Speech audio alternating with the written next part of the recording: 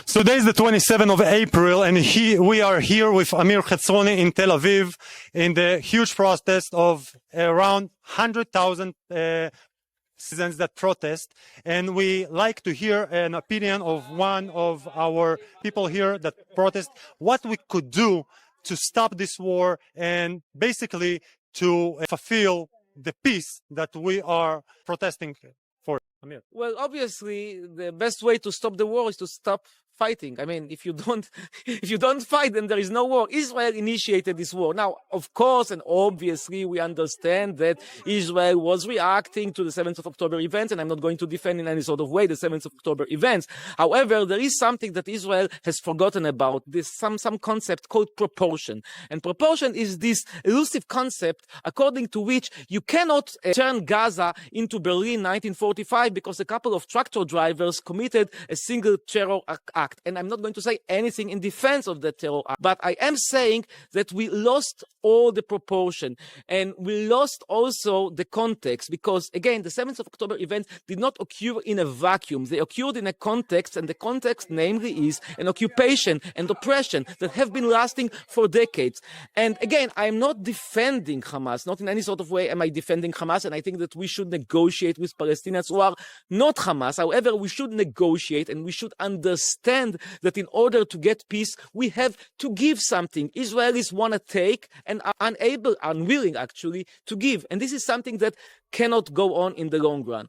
And another thing is defense, better defense. You have a border, you have hostile neighbors, and again, regardless of whether the neighbors are right in their hostility or not right in their hostility, if you ask me personally, I think that they have very, very good reason to be hostile.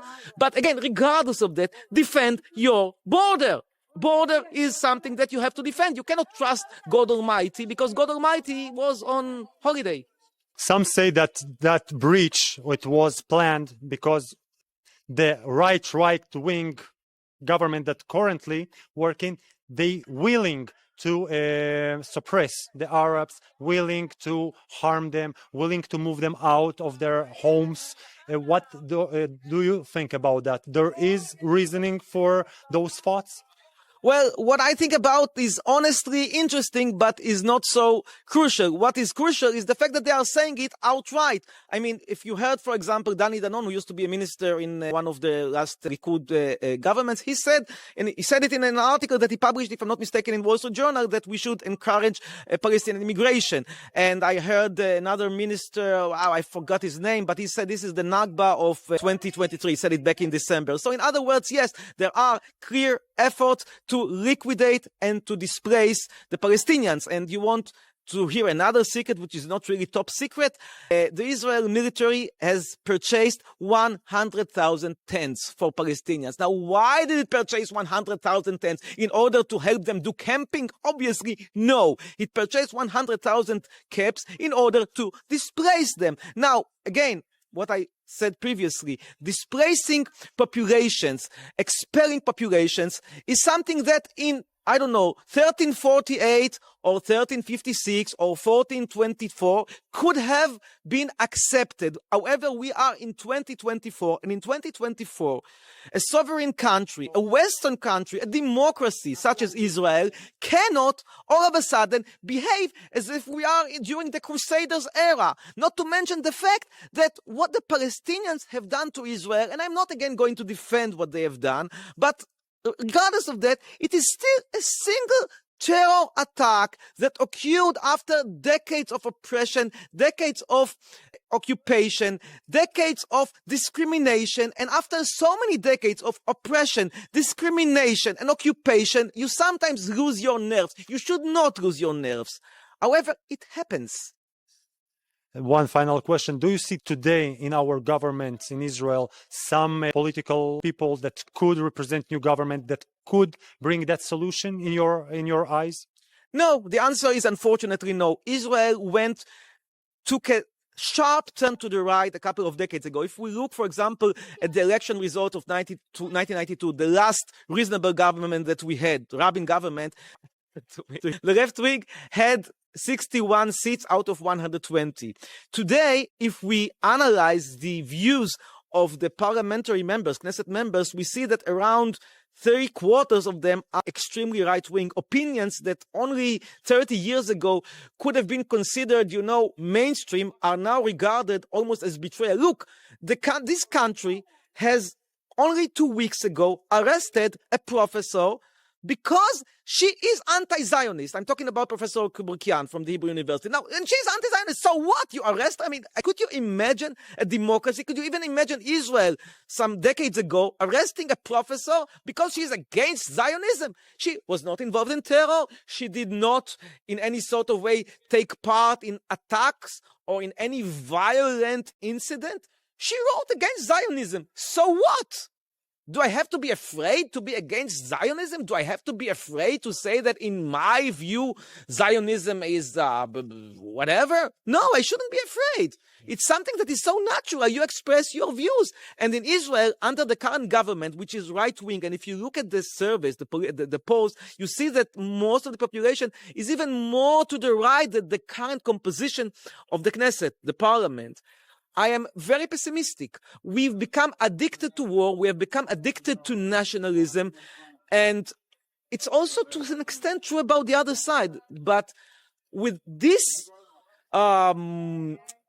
array of views that is predominant in Israel, I am very concerned. I don't see any viable chance for peace. I don't see any sort of majority that would support any agreement that includes a reasonable compromise. Again, I'm not talking about, for example, going back to 1947. I'm not talking about letting Palestinians return to the borders of pre-67. I'm just talking about establishing a small Palestinian state. There will be no majority within Israel accepting that.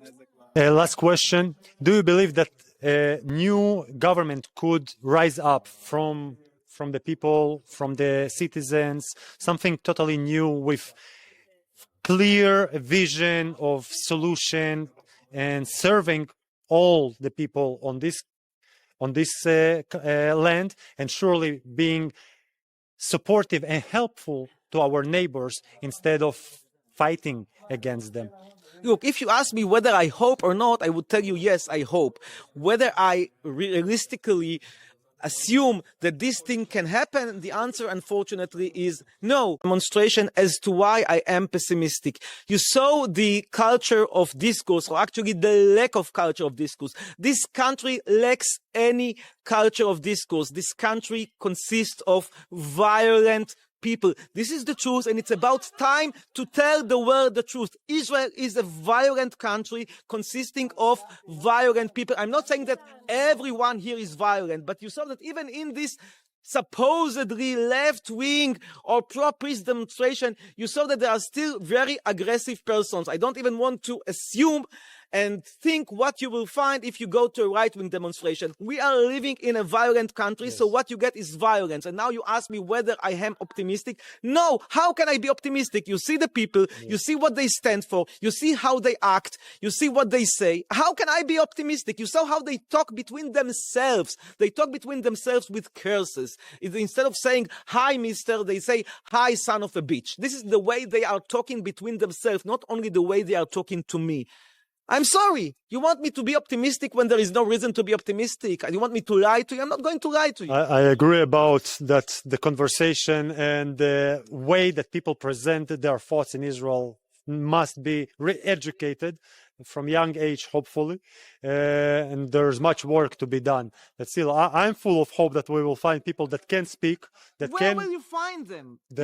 Look, in the last elections, out of 120 seats, I think that you had, if I'm not mistaken, some 11 members of the parliament that did not vote in favor of expelling Ofer Kassif from the parliament. Ofer Kassif is a member of the Communist Party. And why did they want to expel him? Because he sent a letter to the ICJ, to the International Court of Justice in The Hague, saying that he is thinking that Israel is committing war crimes and he is in favor of stopping the war. This is what he said. He did not act violently, he did not commit a terror attack, he did not even support terror, and even actually say that he is condemning Hamas. Nonetheless, he said that in his view, which is actually the view of many people around the world, Israel commits war crimes. And outright astonishing majority of the parliament was in favor of expelling him because of that. In other words, what I'm saying is that in Israel, there is no culture of free speech, there is no culture of democracy. And therefore, you ask me to find you reasons to be optimistic, and I am sorry. I want to find them, but I'm unable to find them. I truly believe that that's our biggest challenge. Look, I am Israeli. I have property here. I have investments here. I have all the interest in the world to be optimistic. I have all the interest in the world to hope for good.